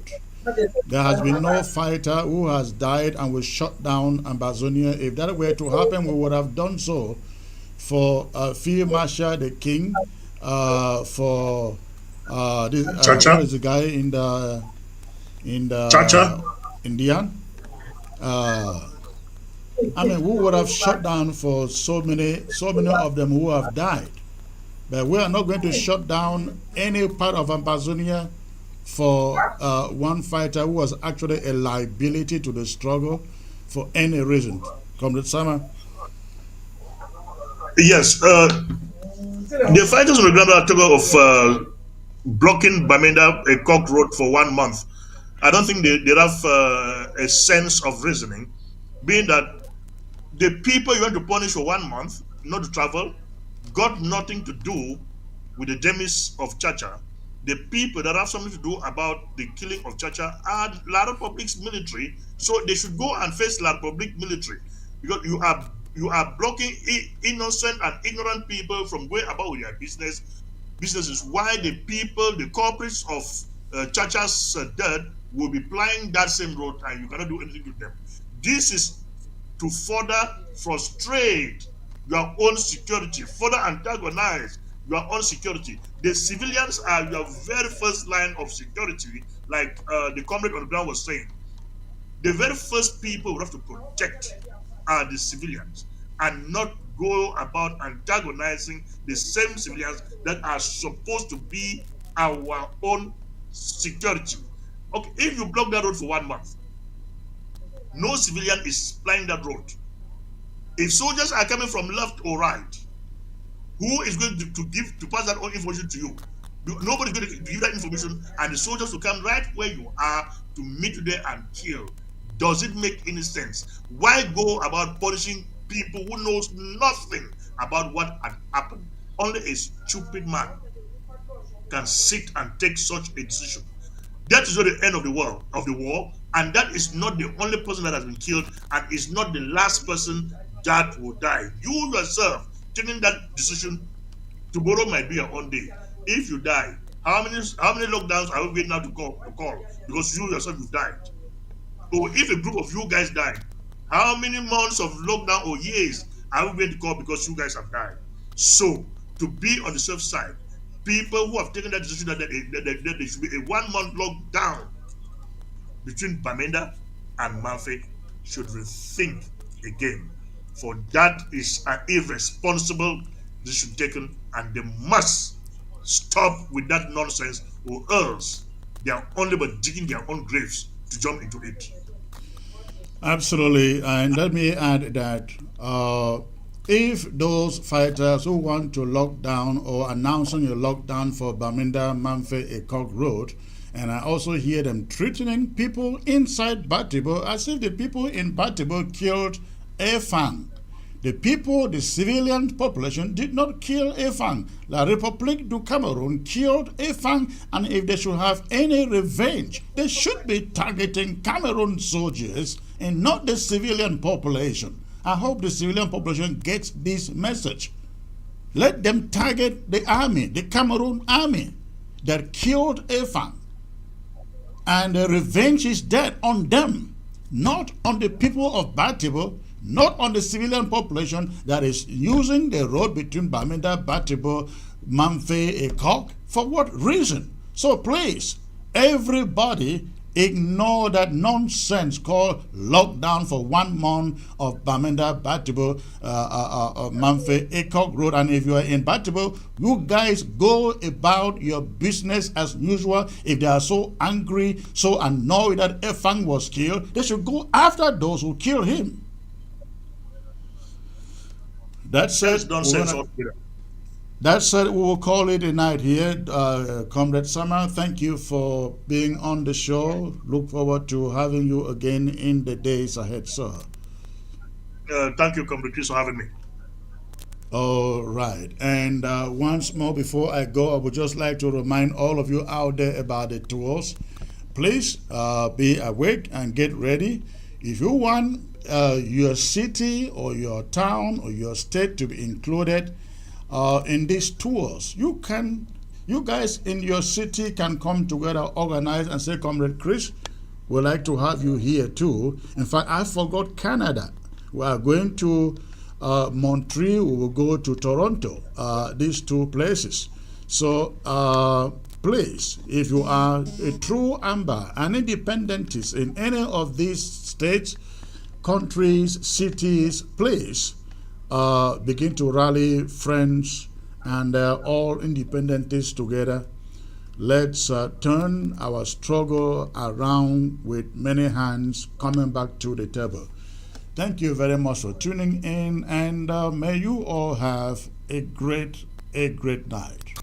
Until see you again.